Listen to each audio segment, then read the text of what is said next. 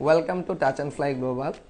So আমি আজকে আপনাদেরকে প্রপারলি এক্সপ্লেন করব যে ইউএস এর যে B1 B2 ভিসা, যেটা আমরা ট্যুরিস্ট ভিসা বলি সংক্ষেপে, ওই ভিসাটার যে ইন্টারভিউ প্রসেসটা, ওই ইন্টারভিউ প্রসেসটা নিয়ে পুরোটা আপনাদেরকে একটা ছোট্ট একটা ডিটেলস বলবো। যেহেতু ইউএসএ ভিসাটা হচ্ছে ইন্টারভিউ বেসড হয়, সো মেইন এখানে কোনো ডকুমেন্টসের বিষয় আসে না। মোস্টলি ইউএসএর ইন্টারভিউ, সেটা বাংলাদেশে হোক কিংবা মালয়েশিয়াতে হোক বা যে কোনো কান্ট্রিতে হোক, ওরা কখনোই আপনার পেপারস ডকুমেন্টসে ট্রাস্ট করে না। ওরা মেইনলি যে বিষয়টার উপর ভিত্তি করে আপনাকে ভিসাটা দেয় সেটা হচ্ছে আপনার ইন্টারভিউ ডিউরেশন আপনার কান্ট্রি ভেদে 2 থেকে 5 মিনিটের বেশি হয় না। মোস্টলি 2-3 মিনিট বা 5 মিনিটের মধ্যে ইন্টারভিউ ডিউরেশনটা হয়। এর মধ্যেই আপনার ওরা ডিসিশনটা নিয়ে নেয়, অ্যাকসেপ্ট অর রিজেক্ট। হ্যাঁ, সো আমি আপনাদেরকে আজকে ইন্টারভিউর যে ইউএসের যে প্রসেসটা বা কী ধরনের, যেহেতু আমি অলরেডি প্রায় 100টার উপরে আমার অফিস থেকে আমি ইউএসএ B1 B2 ভিসা করেছি। সো এখানে আমি প্রত্যেকটা ক্লায়েন্ট যারা ভিসা পেয়েছে বা যারা ভিসা পায়নি, প্রত্যেকটা ক্লায়েন্টসকে আবার অফিসে নিয়ে এসে তাদের একটা পার্সোনাল এক্সপিরিয়েন্স আমি নিয়েছি যে আপনাদেরকে কি কোয়েশ্চেন করেছিল, আপনারা কিভাবে আনসারটা দিয়েছেন, বা যারা ভিসা পেয়েছে আপনাদেরকে কিভাবে কোয়েশ্চেন করেছিল, আপনারা কি কি আনসার দিয়েছেন, এবং মোটামুটি সবগুলো আমি নোট করে রাখছি যেহেতু প্রায় 100টার উপরেই আপনার এক্সপিরিয়েন্স। সো অন অ্যাভারেজে আমি যদি সবগুলোকে একটা কম্বিনেশন করতে যাই, সেক্ষেত্রে কোয়েশ্চেনগুলো অলমোস্টই সিমিলার। সো আমি প্রথমে বলবো যে ইউএসের B1 B2 ভিসা বলেন বা যে কোনো ভিসার ক্ষেত্রে, ট্যুরিস্ট ভিসা বা মেডিকেল ভিসা বা বিজনেস ভিসা, DS-160 যে ফর্মটা সবচেয়ে বেশি ইম্পর্টেন্ট হচ্ছে এই ফর্মটা। সো অনেকে কি করে, আমার অফিসে অনেক ক্লায়েন্ট আসছে যে ইউএসএতে ভাই আমি 2বার রিজেক্ট খাইছি। কেমনে খাইছেন? বলে কি আমি তো নিজে ফর্ম ফিল আপ করছি, তো ওখানে তো সংক্ষেপে সব কিছু দেখলাম যে সহজ, মায়ের নাম, বাবার নাম, নিজের নাম, এটা লেখা লাগছে, আমি সব কিছু নিজে পূরণ করে সাবমিশন করছি। তো এখানে আসলে বলতে গেলে আমি সবসময় অ্যাডভাইস করি, যদি কেউ অনেক বেশি দক্ষ হয়ে থাকেন এবং বুঝে থাকেন যে DS-160 ফর্মটা কতটুকু ইম্পর্টেন্ট এবং ওটার উপর ভিত্তি করে আপনার ইন্টারভিউর এবং আপনার ইউএস ভিসাটা হয়, যদি আপনি বুঝে থাকেন তাইলে আপনি ফর্মটা নিজে ফিল আপ করেন, এটা আপনার জন্য সবচেয়ে নাম্বার 1 বেস্ট। আর যদি আপনি একটু কম বুঝে থাকেন বা কোনোখানে একটু মনে হচ্ছে যে এটা একটা এক্সপার্ট দিয়ে করানোটা উচিত হবে, সেটা হোক ইমিগ্রেন্ট লয়ার, সেটা হোক কোনো এক্সপার্ট কনসালটেন্ট, তাহলে আপনি অবশ্যই কাউকে দিয়ে ফর্মটা ফিল আপ করাবেন। কারণ এই ফর্মটাই কিন্তু আপনার পুরো ইন্টারভিউ। আপনার ইউএসএ এমবেসি আপনার আর কোনো ডকুমেন্টস দেখবে না এবং ওদের কাছে আপনার কোনো ইনফরমেশন নাই। যা আপনি DS-160 ফিল আপ করবেন তাই আপনার কাছে ইনফরমেশন। সো ওটাই হচ্ছে সবচেয়ে বেশি নাম্বার 1 ইম্পর্টেন্ট, হচ্ছে আপনাকে DS-160টা অনেক ভালোভাবে ফিল আপ করতে হবে according to your case, according to your profile, according to your travel history, according to your employment history বা বিজনেস হিস্টোরি।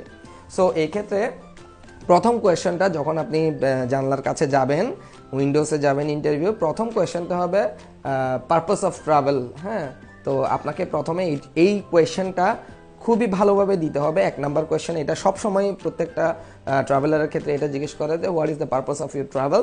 সো আপনাকে বলতে হবে, আপনি বলতে পারবেন না যে জাস্ট ইউএসএ-কে ভালোবাসেন, ইউএসএ যাচ্ছেন, বা আমার হচ্ছে ম্যারিজ ডে যাচ্ছি বা বার্থডে যাচ্ছি, এভাবে না। এটার একটা প্রপার এক্সপ্লেনেশন দিয়ে 1 মিনিটের মধ্যে আপনাকে বুঝাইতে হবে যে আপনি ট্রাভেল করেন, আপনি ইউএসএতে যাচ্ছেন এবং ইউএসএ থেকে আপনি একটা ট্রাভেলের যে টাইম 1 সপ্তাহ বা 2 সপ্তাহ বা 1 মাস, এর মধ্যে আপনি ব্যাক করবেন। এই রিজনটা আপনাকে এই একটা কোয়েশ্চেনের মধ্যে আনসারটা খুব সুন্দর করে বুঝাইতে হবে।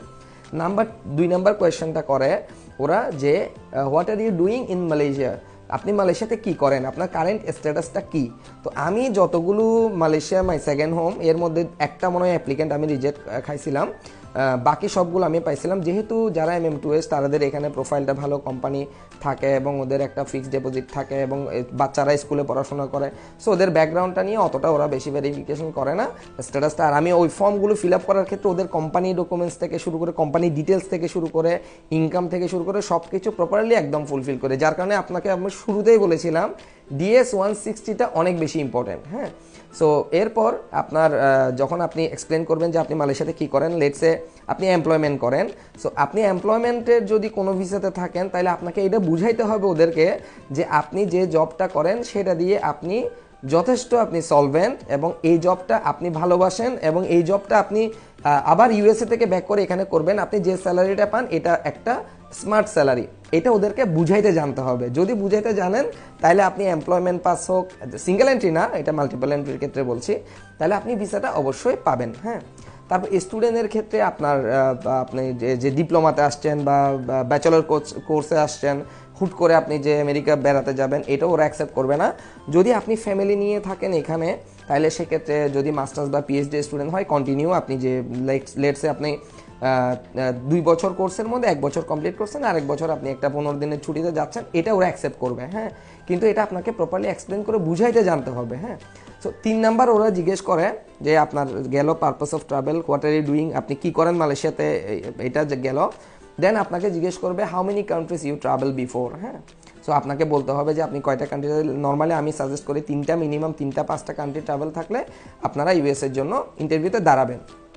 সো রাইট নাও গত 6 মাস ধরে ওরা একটা কোয়েশ্চেন এর মধ্যে এক্সট্রা অ্যাড করে নিচ্ছে, what is the farest country you travel before. That means Malaysia থেকে আপনি থাইল্যান্ড, সিঙ্গাপুর গেলেন, এটা তো কাছে। ফারেস্ট কান্ট্রি হচ্ছে আপনি তুর্কি গেলেন, ইউরোপ গেলেন, দুবাই গেলেন, এটা হচ্ছে ফারেস্ট কান্ট্রি। সো আপনি দূরের যে কান্ট্রিতে গেছেন ওটা এক্সপ্লেনেশন করতে হবে আপনাকে। হ্যাঁ, আমি তার মানে আপনি একটা জেনুইন ট্রাভেলার, আপনি ট্রাভেল করেন, শুধু কাছে না আপনি দূরেও ট্রাভেল করেন, কারণ ইউএসএ তো আরও দূরে, তাইলে আপনাকে ভিসা দিলে আপনি যাবেন কিনা, হ্যাঁ আসলেই কি আপনি বেড়াতে যাওয়ার জন্য যাচ্ছেন কিনা, এটা একটা জিজ্ঞেস করে। হ্যাঁ, আর একটা প্রশ্ন বর্তমানে খুবই জিজ্ঞেস করতেছে যাদের MM2S আছে বা যাদেরই অ্যাপ্লিকেন্ট আছে আপনার এমপ্লয়মেন্ট পাস, একটা কোয়েশ্চন এক্সট্রা জিজ্ঞেস করতেছে, এটা হচ্ছে do you have any property in Malaysia. কারণ ওরা আপনার বাংলাদেশের হোম টাইসটা তো দেখবে না, কারণ ওরা আপনাকে মালয়েশিয়াতে যেহেতু আপনি অ্যাপ্লিকেশনটা সাবমিশন করতেছেন, মালয়েশিয়াতে আপনার কোনো প্রপার্টি আছে কিনা এটা ওরা খুব ভালোভাবে দেখবে।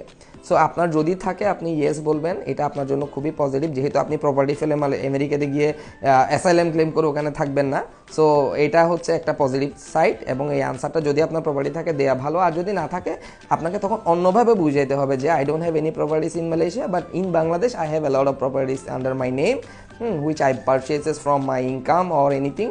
সো আপনাকে এটা এক্সপ্লেন করতে হবে। লেটস আমার কিন্তু মালয়েশিয়াতে কোনো প্রপার্টিস ছিল না, সো আমাকেও কিন্তু এই কোয়েশ্চেনটা করেছিল, তো আমি আমার ইন্টারভিউর সময় আমি বলেছিলাম যে আমার মালয়েশিয়াতে কোনো প্রপার্টিস নাই বাট বাংলাদেশে আমার প্রপার্টিস আছে, যেটা আমি সেলফ পেমেন্ট দিয়ে আমি নিজে কিনেছি এবং ওটা আমি নিজেই ওন করি। সো এই জিনিসটা আপনাকে বুঝাইতে জানতে হবে। সো ইউএসএ হচ্ছে আপনি কি বুঝাচ্ছেন এটা লেজিট কিনা, ওরা আপনার ফিজিক্যাল যে অ্যাপারেন্স এটা দেখেই কিন্তু ওরা বুঝতে পারবে, এবং আই কন্ট্যাক্টটা খুবই ভালোভাবে মেনটেন করতে হবে। তো ইউএসএ আর একটা বিষয় হচ্ছে আপনাকে যদি আপনার কোনো ছেলে মেয়ে থাকে তাহলে ওরা এটাও জিজ্ঞেস করে যে আপনার any of your children born in Malaysia or all of your children is born in Bangladesh. যদি কোনো চিলড্রেন মালয়েশিয়াতে বর্ন হয়, যদিও মালয়েশিয়াতে বর্ন হলে এটার আমরা কোনো ফ্যাসিলিটি পাই না ফরেনাররা, বাট স্টিল ওরা এটাকে একটা প্রেফার করে যে আপনার একটা বাচ্চা মালয়েশিয়াতে বর্ন হলো, তার মানে ও হয়তো বা এখানেই পড়াশোনা করবে, এখানেই একটা ওয়েদার বা এখানেই একটা এডুকেশন ওনাকে দিবে। সো এটা একটা পজিটিভ করে, পজিটিভ একটা আপনার ভিসার ক্ষেত্রে প্রভাব ফেলে। তারপর আপনাকে জিজ্ঞেস করবে যে আপনি ইউএসএতে যদি যান কোথায় থাকবেন। সো আপনার যদি কোনো রিলেটিভস থাকে তো আপনি রিলেটিভসের কথা বলবেন, যদি না থাকে বা কোনো নিকটবর্তী রিলেটিভস না থাকে তাহলে এটা বলবেন না। আর আপনাকে জিজ্ঞেস করবে আপনার এই ট্যুরের যে স্পন্সরটাকে, এটাকে আপনি সেলফ পে করবেন নাকি আপনার ফ্যামিলি বা কোনো কিছু। তো স্টুডেন্টের ক্ষেত্রে স্টুডেন্ট যদি সে আপনার নিজের ইনকাম না থাকে, কোনো কোম্পানি বা বিজনেস সোর্স না থাকে, আমি বলি যে ফ্যামিলি ইনকাম দেখানোর জন্য, আর যদি ইনকাম থাকে তাহলে আপনি নিজের সেলফ স্পন্সর সেটা দেখাতে পারবেন। এরপর আপনার আসবে হচ্ছে আপনি কোথায় থাকবেন, আপনি হোটেলে থাকবেন, তারপর আপনি কতদিন থাকবেন, যেটা আমরা DS-160-তে ফিল আপ করবো 15 দিন, বা আমি নর্মালি 2 উইকস একটা প্ল্যান দেখাই, 2 উইকস প্ল্যান দেখালে 2 উইকসের এটা আপনাকে বলতে হবে। এরপর একটা সবচেয়ে আরেকটা ইম্পর্টেন্ট বিষয় হচ্ছে DS-160-তে আপনি যা লিখবেন এর মধ্যে থেকে যদি আপনি কিছুটা গরমিল করে ফেলেন, যে এখানে লিখলেন আপনি 1 সপ্তাহের জন্য যাবেন, ওকে মুখে বলতেছেন আমি 1 মাসের জন্য যাব। এখানে আপনি লিখছেন আপনি নিউ ইয়র্কে যাবেন, কিন্তু আপনি মুখে বলতেছেন আপনি যাবেন টেক্সাসে, তার মানে ওরা বুঝে নিবে এই ফর্মটা আপনি ফিল আপ করেন নাই। আর এটা ইউএস আপনার ইমিগ্রেশন রুলস অনুযায়ী এটা আপনাকে কখনোই ওরা ভিসা দিবে না এবং এটা অ্যাকসেপ্ট করবে না। কারণ আপনি যখন ফর্মটা ফিল আপ করে লাস্ট একদম সাবমিশনে যাবেন, এখানে একটা কলাম আসবে যে anyone assist you to fill up the application form, ওটা আপনি নো লিখে আপনি সাবমিট করেছেন। এখন ওটা যদি আপনি বলেন যে এজেন্সি দিয়ে করছে, এটা কখনো ওরা বিশ্বাস করবে না। এবং আমি কি করি, যখনই আমি কোনো ইউএসএ ফর্ম ফিল আপ করি, আমি প্রত্যেকটা আমার ক্লায়েন্টকে আমার সামনে বসিয়ে রেখে আমি ফর্মটা ফিল আপ করি। তার মানে আমি ফিল আপ করি না, এক্স্যাক্টলি বলতে গেলে ওদের ওদেরকে সামনে রেখে ওদের ইনফরমেশনগুলো নিয়ে আমি ফিল আপ করি। সো এই জিনিসটা খুবই ইম্পর্টেন্ট আপনার B1 B2 ভিসার ক্ষেত্রে, এটা আপনাকে ফলো করতে হবে। এবং ইন্টারভিউর যে প্রসেসটা বললাম, এই কোয়েশ্চেনের বাইরে খুব একটা কোয়েশ্চেন জিজ্ঞেস করে না, এবং এই যে কোয়েশ্চেনগুলো এগুলো যদি আপনি প্রপারলি আনসার দিতে পারেন, আপনার ট্রাভেল হিস্টোরি অনেক সময় দুইটা থাকলেও আপনি ইউএসএ ভিসা পাওয়ার জন্য আপনি এলিজিবল। হ্যাঁ, আর ইউএসএ কখনো ব্যাংক স্টেটমেন্ট, অ্যাসেট, এটা ওটা কিছু দেখে না। অ্যাসেটটা জাস্ট জিজ্ঞেস করে, বাট ওরা কোনো পেপারস দেখে না। মানে আমি বলতে চাচ্ছি পেপারস কোনো কিছু ওরা দেখে না, কারণ পেপারস ওরা ট্রাস্ট করে না। এটা আপনার পুরোটাই আপনি যে ইন্টারভিউ দিবেন ওই ইন্টারভিউর উপর বেস করেই আপনার ভিসাটা পাবেন। সো আশা করি সবাই ভালো থাকবেন, এবং মালয়েশিয়া থেকে যারা ইউএসএ B1 B2 ভিসার জন্য অ্যাপ্লিকেশন করতে চাচ্ছেন সরাসরি অফিসে চলে আসবেন। আমার অফিস হচ্ছে বুকিট বিন্তা, কুয়ালালামপুর, মালয়েশিয়াতে। যে কোনো সময় আমাকে নক দিবেন, এবং যদি আপনার ট্রাভেল হিস্টোরি 3 থেকে 5টা কান্ট্রি থাকে, এবং আপনার ভিসা যদি মালয়েশিয়াতে মাল্টিপল এন্ট্রি থাকে, এবং আপনি যদি ইংলিশ স্পিকিংয়ে ভালো হন, লেটসে অনেকেই আছে যে ইংলিশ স্পিকিং করতে পারে না, সে আমেরিকা যাবে, তারা ইউএস এর জন্য মালয়েশিয়া থেকে অন্ততপক্ষে দাঁড়াতে পারবে না। বাংলাদেশে হয়তো বাংলা ইন্টারভিউ দিয়ে করা যায়, বাট মালয়েশিয়াতে ইংলিশ স্পিকিং, সো আপনারা দাঁড়াতে পারবেন না। যদি আপনি ওভার স্পিকিং, ইংলিশে ভালো স্পিকিং করতে পারেন, এবং আপনি 3 থেকে 5টা কান্ট্রি ট্রাভেল করতে পারেন, এবং সেলফ কনফিডেন্ট। আর একটা বিষয় হচ্ছে সেলফ কনফিডেন্ট। হ্যাঁ, মানে ইন্টারভিউ অফিসে ভিসা অফিসারের সামনে গিয়ে কোনো নার্ভাস হওয়া যাবে না, এটা সবচেয়ে রুল নাম্বার 1, নার্ভাস হওয়া যাবেই না। হ্যাঁ, আপনাকে মানে অনেস্টলি এবং আই কন্ট্যাক্ট মেনটেন করে আপনাকে আনসারগুলো দিতে হবে। সো আপনার মধ্যে যদি এই জিনিসগুলো থাকে, অবশ্যই অফিসে চলে আসবেন, সব সময় আপনারা নক দিবেন, আর ভালো থাকবেন।